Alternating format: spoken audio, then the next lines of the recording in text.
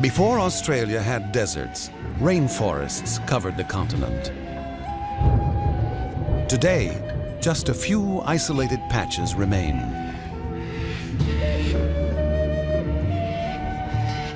These lush pockets survive thanks to the tropical monsoons that sweep along the far north coast, bringing torrential rain.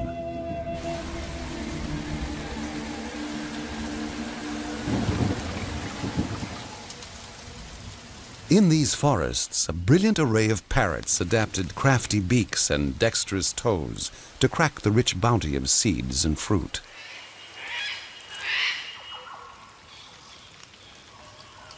The tiniest of all, the fig parrot, gorges on fruit bigger than its head. The general rule for the males here is to be as colorful as needs be to attract a mate, without becoming a neon lure to predators. The king parrot is brash, while the green feathers of the red-cheeked parrot blend into the foliage. He relies on his sexy red head and bright beady eyes to get the females. But one of the most amazing birds in the world is the eclectus parrot, because it breaks virtually every rule in the evolutionary rulebook. The male is green and the female red.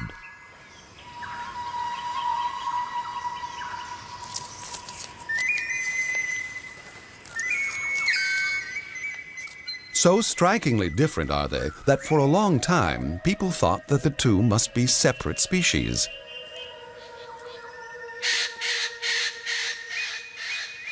Scientist Rob Heinsohn set out to discover the secrets of this rare creature. Eclectus parrots are the pinnacle of parrot evolution. Their coloration has gone into uncharted waters. They are so different, and I just needed to know why. Okay. Well, I've disturbed them now, but I had to do that just to see if they were occupying the hollows. And one did indeed come out of one of the hollows, so it's a very good sign at this stage. And it does mean that it's worth putting a line up and climbing the tree and having a closer look. But there was just one problem. I have a terrible, terrible fear of heights. I was getting dizzier by the moment, but I was also driven by an incredible desire to see what was inside those hollows. So I overcame that fear. I forced myself to stay steady on the rope and to keep climbing. Hey, Lindsay, got eggs? That's absolutely fantastic. It means they're breeding again. I'll just go up to the other hole and see how they're doing. And I went up 15 metres, 20 metres, 25 metres, and finally I reached the nest hole I was looking for. I reached inside, had a look inside, and there were two beautiful little chicks.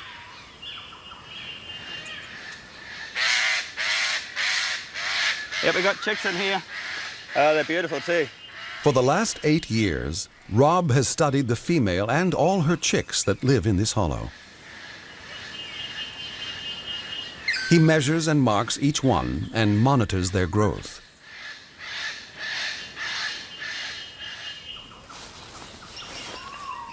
This doesn't seem to upset the chicks or stop their mother from nurturing them.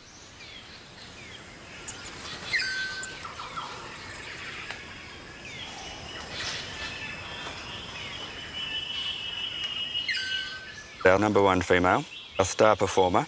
She's just done what she typically does. She just produces healthy little guys like this and get a very good start for their long life in the rainforest.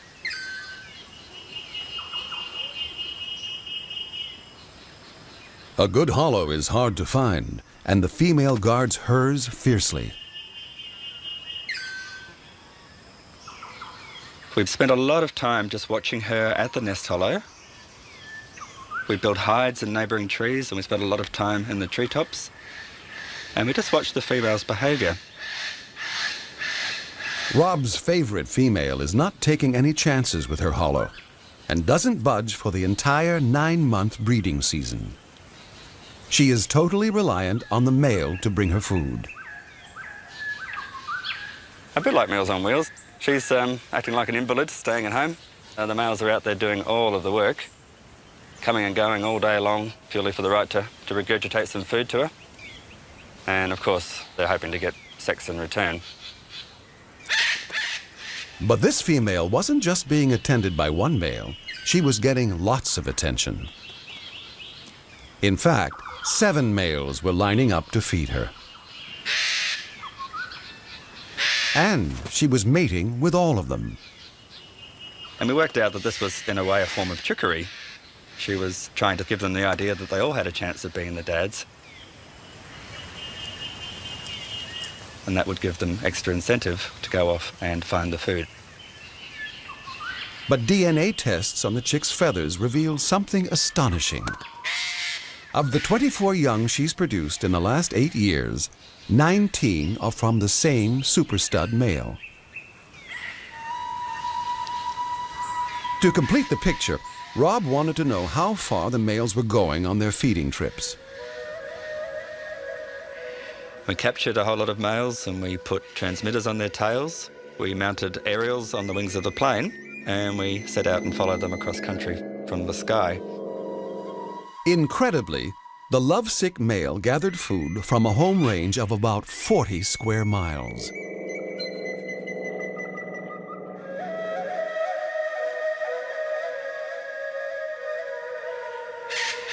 It also turned out that he was attending more than one female, and some of them had 3 or 4 different females that they were visiting and feeding and indeed mating with.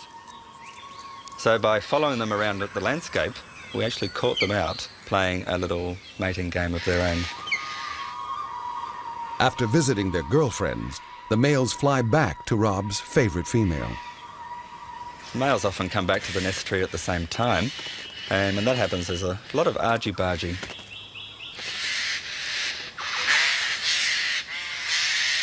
With such different lifestyles, the huge color difference between the sexes makes a lot of sense. The male's green, very important for them to remain camouflaged when they go across country, getting food from the fruiting trees. Males seem to use the red under their wings very judiciously to get the female's attention. In contrast, the female's red is the very conspicuous long-distance signal. She shines like a beacon. It screams at other birds, especially females, "Keep away, this hollow is occupied, don't bother coming near because I will beat you up." No other bird in the world mates like this. It's a sex strategy that's been perfected over an incredibly long time in these ancient forests. While the eclectists were doing their thing, elsewhere on the continent, dramatic changes gave rise to a whole new range of parrots. Millions of years ago, most of Australia's rainforests gradually dried and became open woodlands. Many parrots were able to adapt to the new and tougher conditions.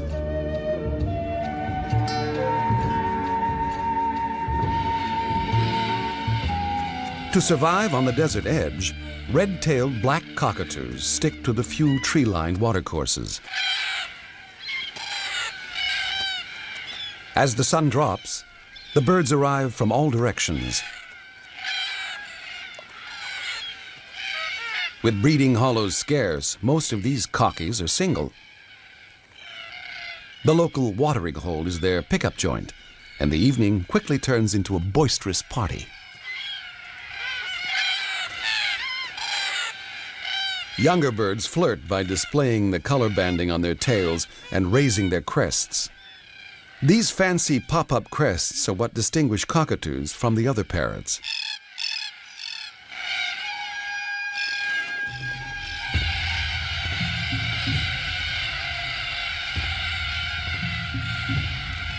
These opportunistic cockies thrived and spread out as the continent dried.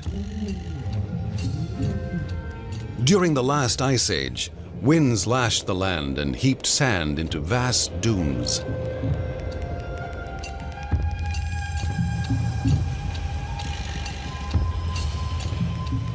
Grasses and shrubs spread across the desert, producing an abundance of seeds.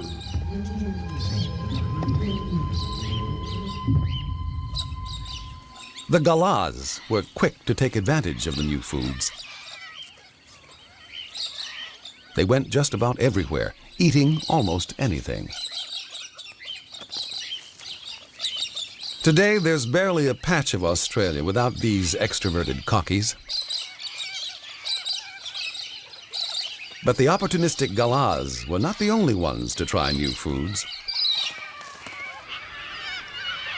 The less common Major Mitchell cockatoos have recently acquired a taste for paddy melons.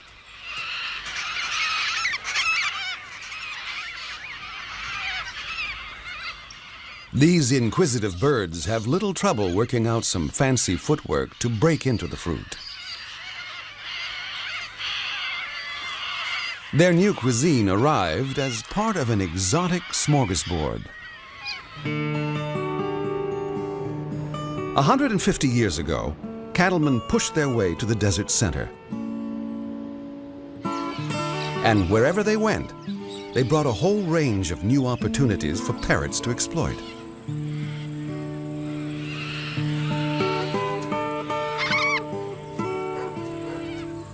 Paddy melons were introduced to feed the camels of the Afghan traders as they traveled the outback, supplying the isolated properties. It was a tough life for the early pioneers, and frequent droughts made it hard to make a living. Adding to the farmers' woes, the cockatoos soon worked out that where there was stock feed. All this free fast food made life pretty cushy for generations of cockatoos, and their numbers boomed.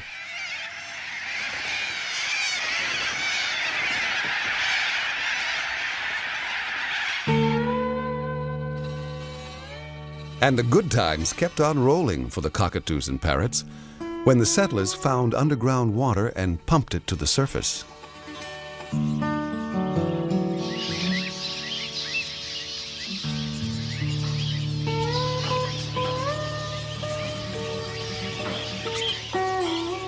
Man-made water holes helped parrots spread and survive where they couldn't have done before. Ringneck parrots, budgerigars, pale-headed rosellas all come in to drink in family groups. Mulga parrots can live in waterless areas, but no one in the outback turns down a free drink.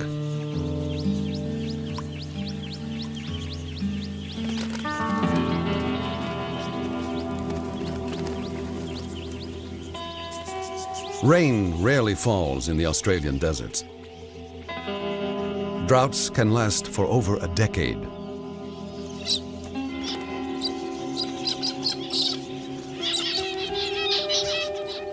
Water holes turn to mud.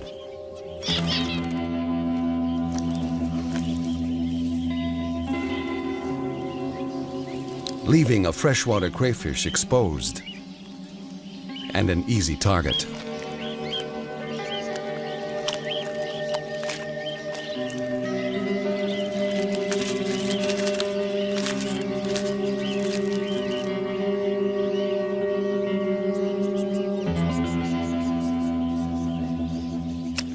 Wildlife has adapted to survive the times when the rivers vanish into puddles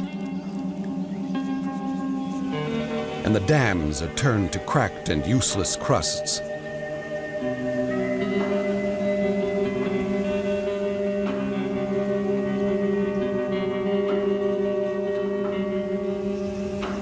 The air crackles in the heat. Crops are wiped from the earth.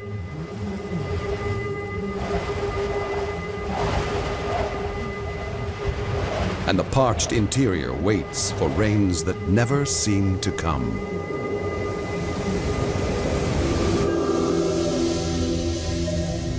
The first sign that the drought might break can be a warming of the western Pacific Ocean. Cyclones form by sucking up heat and moisture from the sea as they power in towards the coast.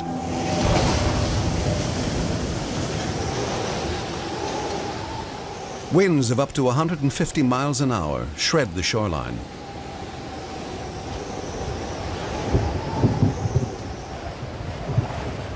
As the cyclone heads inland, it weakens and turns into a huge rain depression. The deluge sweeps nearly 2,000 miles across the center of the continent.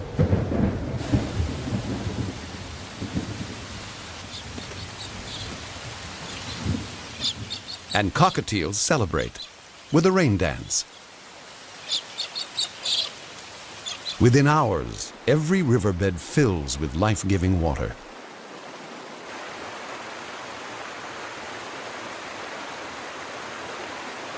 The torrent charges through the narrow gorges of the ranges, eroding the land.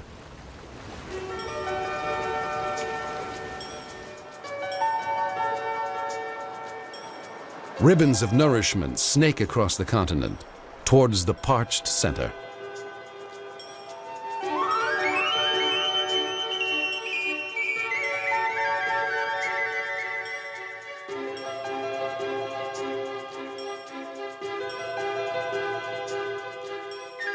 In the Channel Country, the creeks fan out across previously barren floodplains.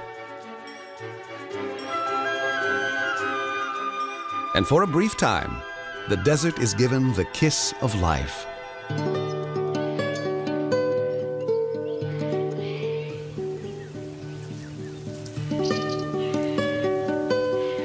In a flash, desert plants produce vast quantities of seed.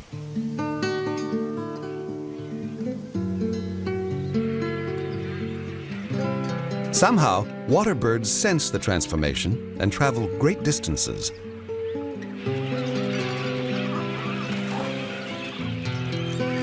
Fish breed and multiply in the newly formed lakes, providing a feast for growing cormorants.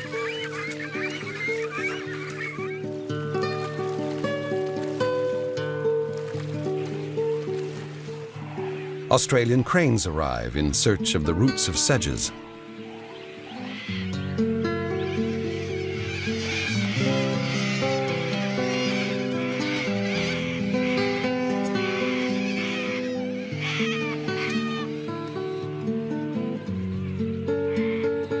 And when the native grasses start to seed, the scene is set for the arrival of the stars of the Australian desert. Budgerigars. We keep them in cages, but in the wild, budgies roam the vast outback. When it rains, flocks swoop in from everywhere. No one knows how they navigate. Perhaps they home in on the low-frequency sounds of thunderstorms thousands of miles away. Their aim is to breed furiously while the conditions are right.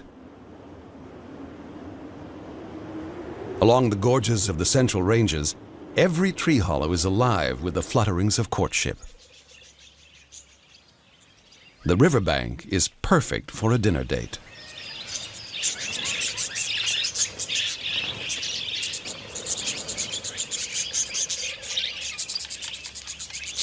In the budgie mating game, you need to be camouflaged while feeding on the ground, but still flashy enough to impress a potential mate. And the way budgies see each other's feathers is different than the way we see them.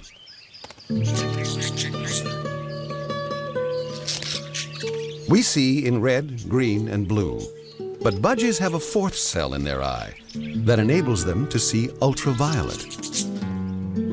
When UV rays hit some parts of the budgie's plumage, they give off a reflective glow. It's a fair bet the female will choose the brightest, sexiest male.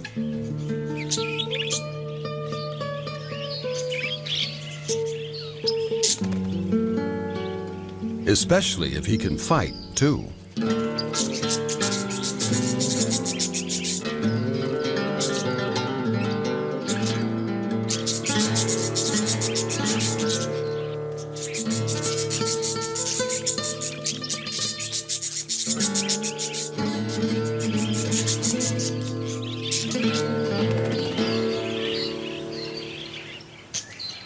With his rival dispatched, the male can now get down to the serious business of wooing the female.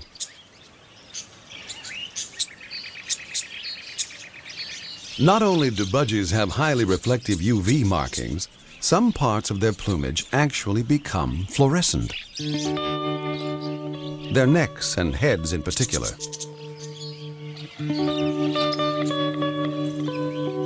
The feathers don't lie.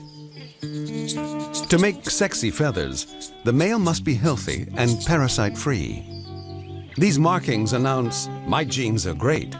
Choose me."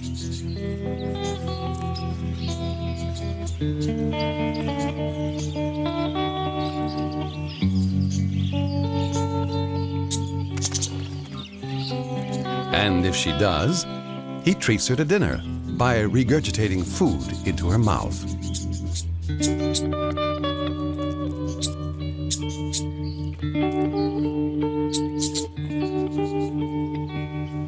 Over a few days, she'll lay about 6 eggs that will hatch in just a couple of weeks. She feeds her blind, naked chicks a rich, milk-like liquid. They grow rapidly.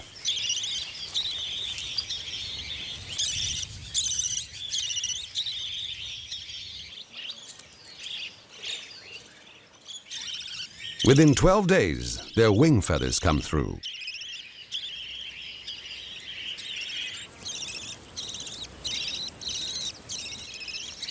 And after only 4 weeks, they're almost ready to leave the nest. Incredibly, these chicks will be ready to breed in just 60 days after hatching. It's a super quick turnaround to get the young out of the nest while the going is good. But it could be all over in an instant. At 6 feet, the Parrot is Australia's largest lizard.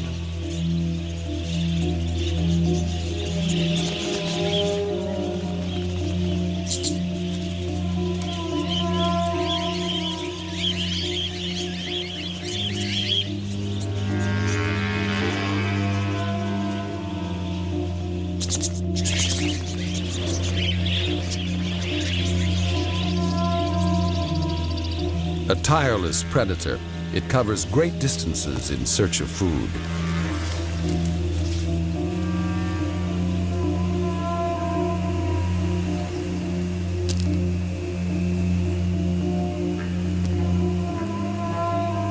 The Parrot tracks its prey by sight and by detecting scent molecules that it picks up on its tongue.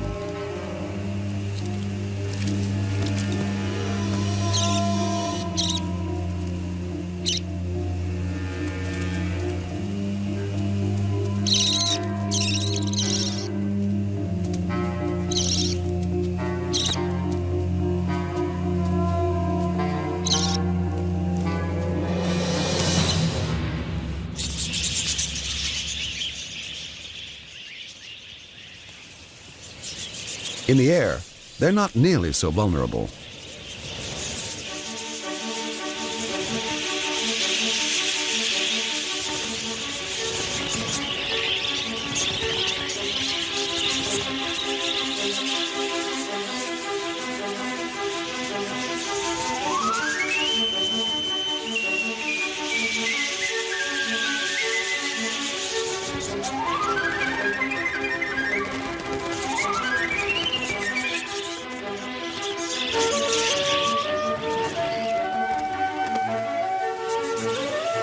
Synchronized squadrons fly low between the mulga trees.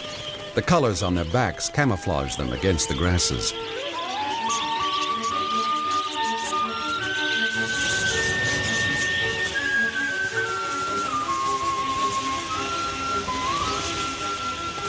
Where the budgies go, the birds of prey follow.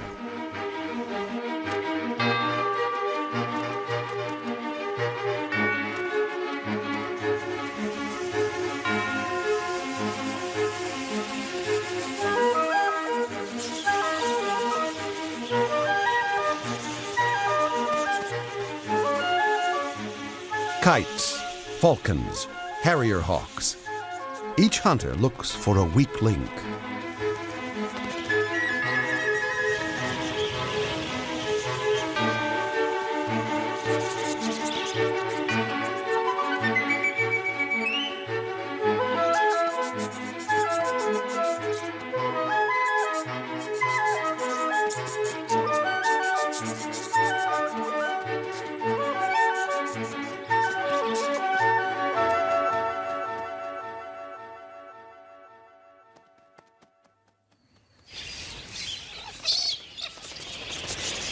But it's not always life and death for Australia's parrots. Galahs seem to have plenty of time for clowning around.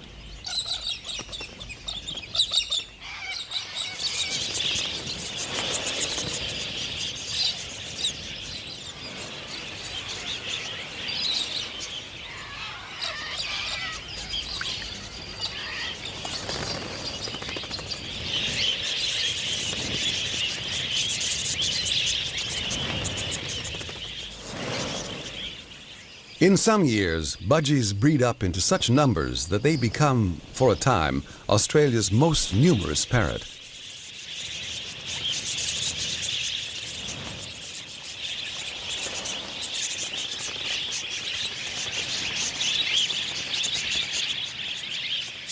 Accounts by the early settlers tell of flocks so big that they blackened the sky.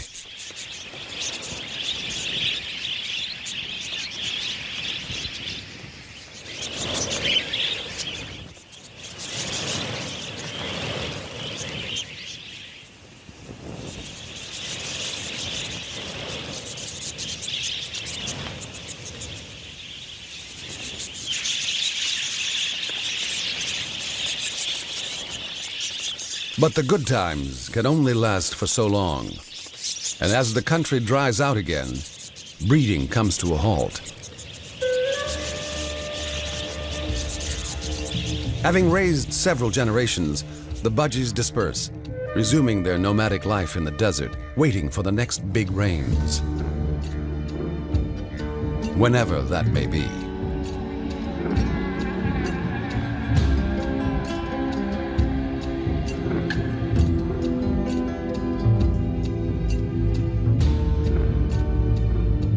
In contrast to the unpredictable droughts of the interior, the seasons along the southern edge of Australia are far more regular.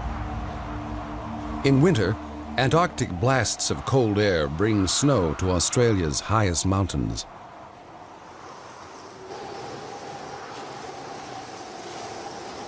Wombats can forage in any weather.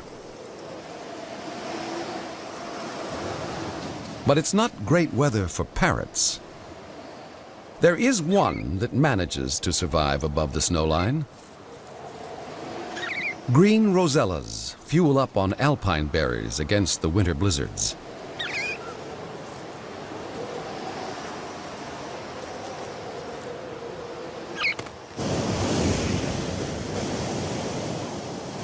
Down at sea level, the cold fronts bring gale force winds, great for surfers, but treacherous for almost anything else. If you're a rock parrot, you must learn to like your plants heavily salted.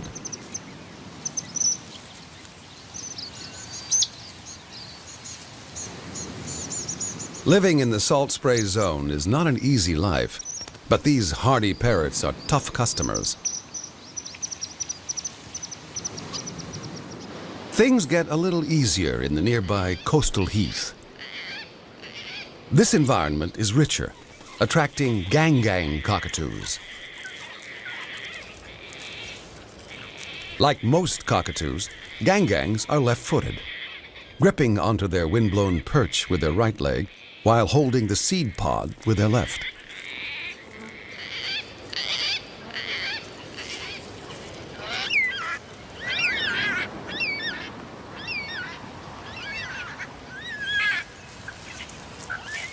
Yellow-tailed black cockatoos also favor their left foot when tackling the large seed-bearing cones of the banksia tree.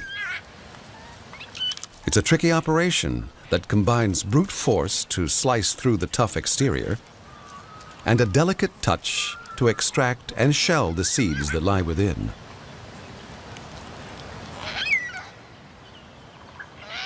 But the very plants that these parrots need to survive must be burned in order to regenerate. All this takes is a thunderstorm.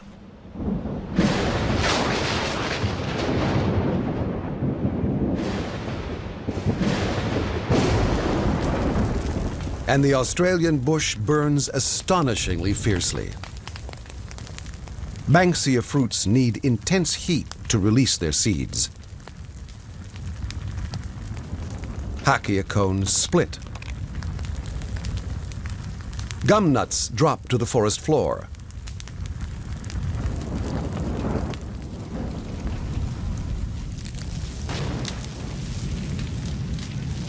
Oil in the eucalyptus leaves is as explosive as gasoline.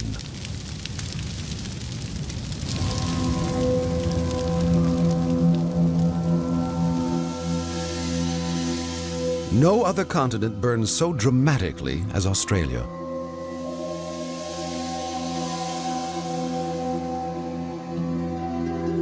Some fires consume millions of acres. But within hours, currawongs are poking through the ashes.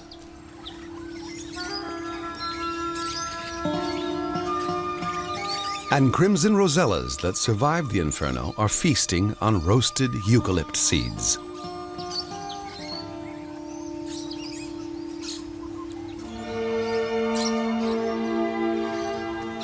Just a few days later, eucalypts are sending out green shoots.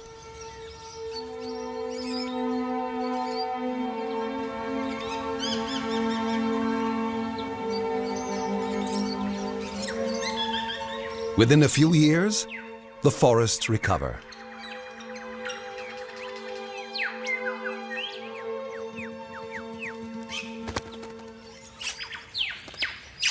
And there's plenty of food. So it's time for crimson rosellas to start breeding again. With their bright plumage, parrots seem to be screaming out to potential predators, "Free food! Come and get it!" But whether you're a budgie, an eclectus, a rosella, or just about any other parrot, you have to take colorful risks in the mating game.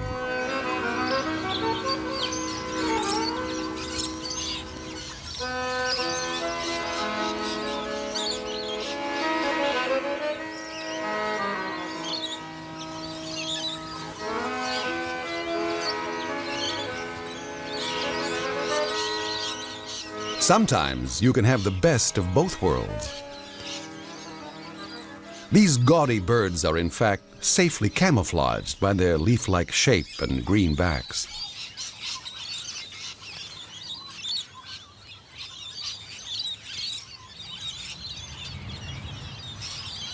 Although they haven't quite mastered a disguise for the Australian suburbs. Ever since Australians started planting native trees in their cities, it's an all-you-can-eat buffet. And parrots happily accept the invitation. Some overstay their welcome. With too much time on its hands, this cockatoo pokes around an electric insulator. While the maniacal corella will attack everything in its path, even tarmac. And then, the neighbor's lawn. But such destructiveness is minor compared with what they do to farmers. And cockatoos take full advantage of modern agriculture.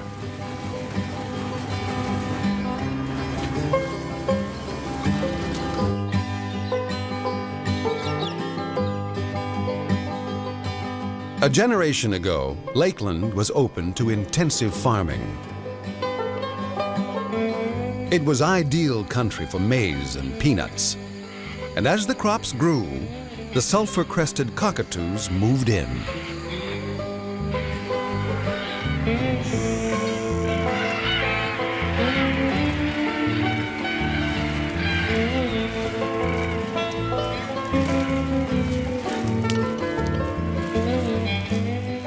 In just a week, the birds can inflict tens of thousands of dollars damage to the maize of farmer Darren Hoskins. Susie! The numbers have bred up over the years. Main reason for that is it's in their natural habitat. They haven't got a good amount of food all year round. We're in the valley here in Lakeland, even in the driest part of the year in August, September when it's extremely dry, there's still crop residue on the ground and the birds have got to feed all year round. With that, they can continue to breed 12 months of the year, no problems at all. There's food and there's water here on hand, so they've got it laid on. I think it's terrific. When they're finished with the maize, the cockies head for the peanut fields, where they pick apart the hay bales.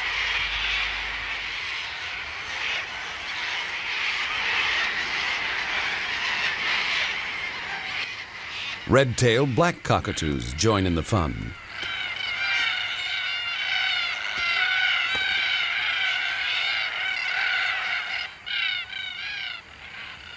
So how does the farmer try to control them? Basically just driving around and shooting at them with a high-powered rifle. Just the noise alone is enough to scare them, or even tooting the horn. But it's a full-time job for 2 to 3 months of the year, non-stop. Basically all you're doing is just driving around following the cockatoos from one paddock to another until the day warms up. It gets too warm for them, so they go back and roost in the trees. Then they come back again and commence their feeding. And then we commence to chase them again, which is bloody annoying.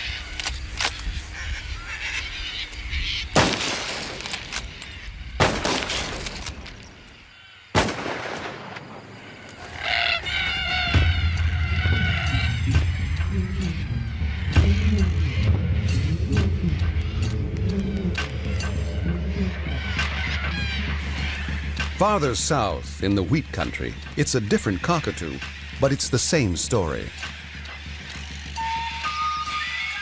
In small doses, little corellas are a delightful and entertaining bird.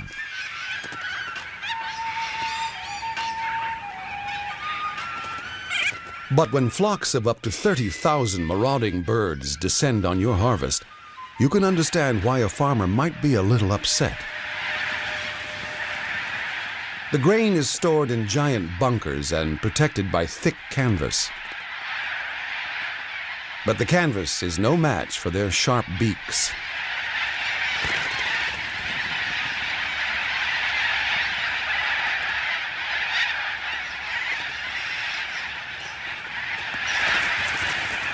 And having feasted on the main course, it's off to the nearest vineyard for a little dessert.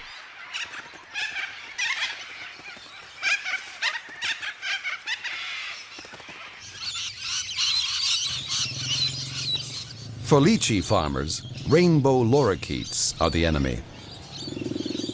The farmers spend every daylight hour patrolling their orchard to keep the birds at bay.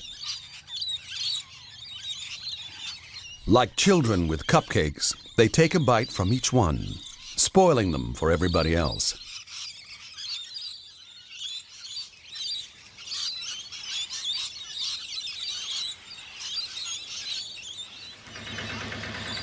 For the farmer, it's a race to see who gets to the ripest fruit first.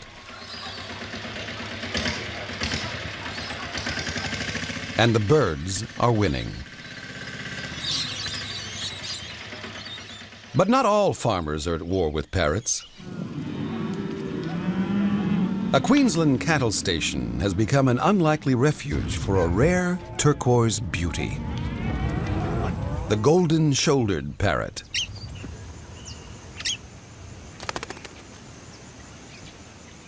Last century, bird fanciers trapped these prized parrots and robbed their nests. This plunder left the species hanging on by a thread. To make matters worse, these picky parrots have very particular lifestyle requirements. For starters, a breeding couple needs an air-conditioned termite mound to burrow into and make a nest. They've made Sue Shepherd's cattle property home.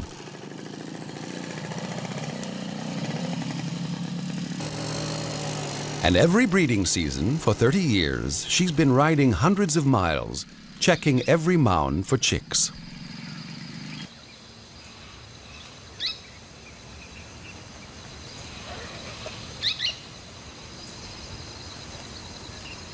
In half the occupied mounds, Sue has found the nest floor covered with a grub that is unique to the nests of golden-shouldered parrots. The grub belongs to a moth that synchronizes the hatching of her babies with that of the chicks. The grubs eat the chicks' poo, which seems to suit everyone.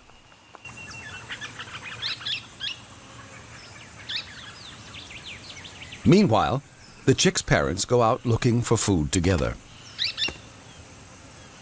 When they return, Dad flies to the mound to check that all is safe.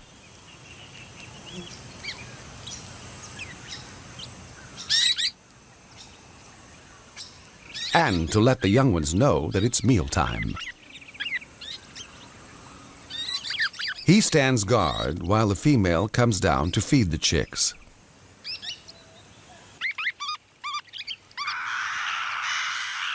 An exhausting schedule when your chicks need 4 or 5 meals a day.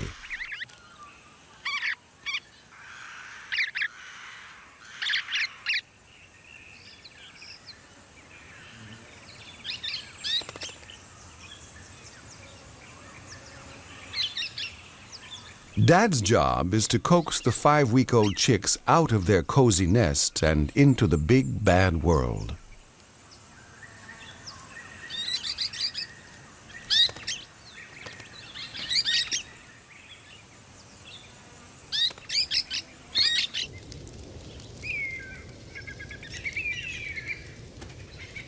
It's the dry season, which means it's hard for the young birds to find food in the thick grass. So Sue helps nature along, burning the bush and exposing the next meal.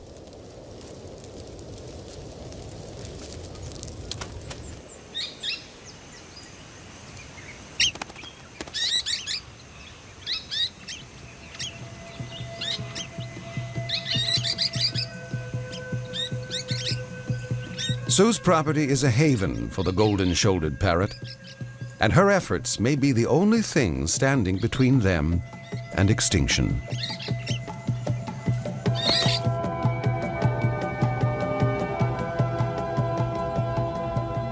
Even farther north, in the remote woodlands of Cape York Peninsula, there's a parrot that's intrigued scientists for a century.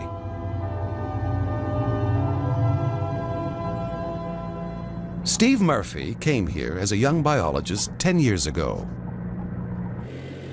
His quest was to unlock the secrets of the world's most spectacular cockatoo, the palm cockatoo.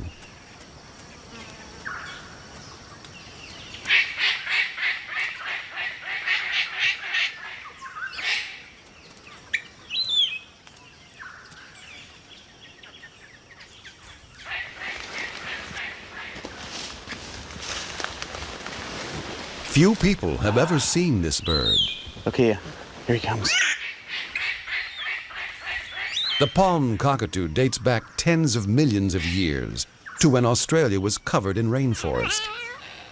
He's the granddaddy of them all. Little was known of this mysterious bird until Steve Murphy began his study.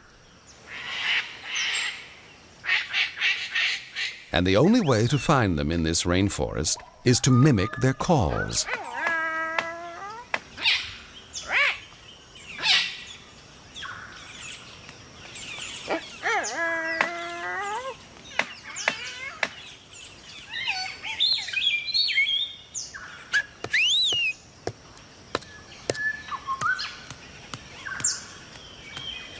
They've got a huge repertoire of calls that they use in display. The hello call they make is part of the display. It seems to be made almost as if they're saying hello to their partner or their neighbouring cockatoos. Unlike other cockatoos, palm cockatoos don't live in flocks. They pair up with a mate and seem to stick with them for life. And they can live for up to 90 years. One cockatoo in captivity had her first chick at 54.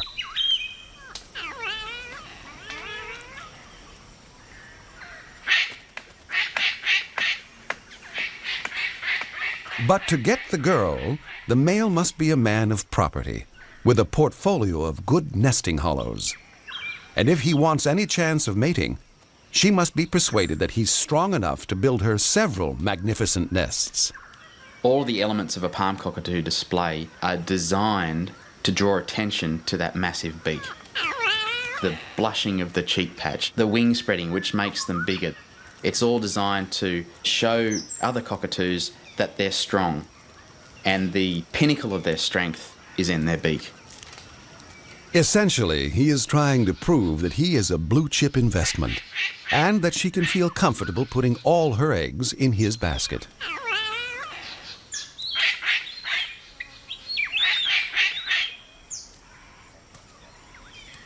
They join up every morning and afternoon at these nest hollows. And they catch up on the day's events, and it really does sound like you're listening to an old married couple sometimes.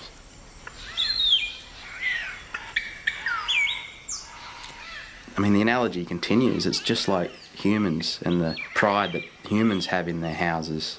Palm cockatoos are exactly the same. But the most amazing display of all is when males bring back to the nest a small stick and they actually drum on the side of the nest. Maybe it's because palm cockatoos live so long that they have time to learn so much.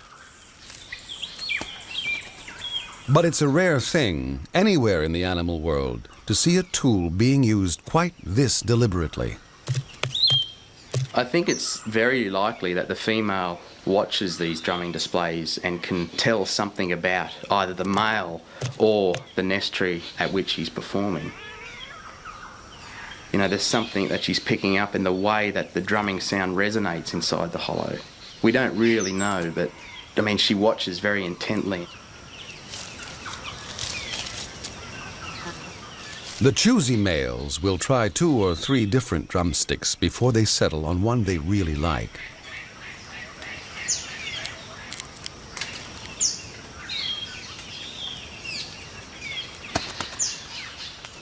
When they actually perform the drumming display at the nest, it does seem to have a rhythm.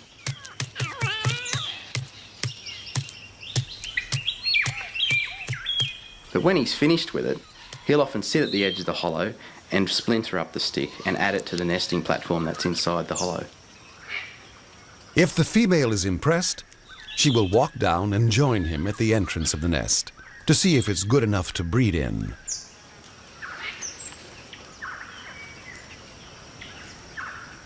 With the hollow approved, they can fly off to have a morning snack.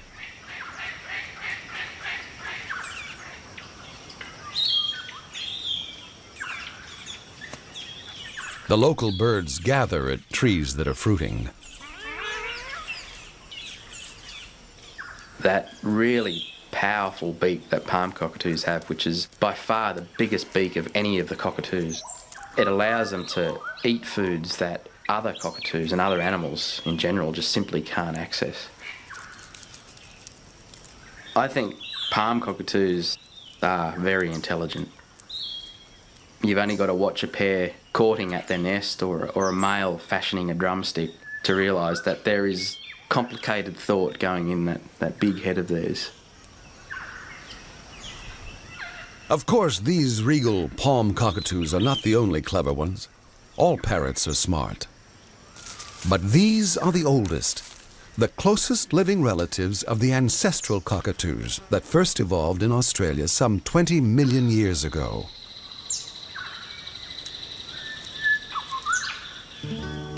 From these northern tropical rainforests, parrots began winging their way all across the continent, adapting to every corner of the country. There's no greater richness and diversity of parrots anywhere than here, in Australia, the land of Oz.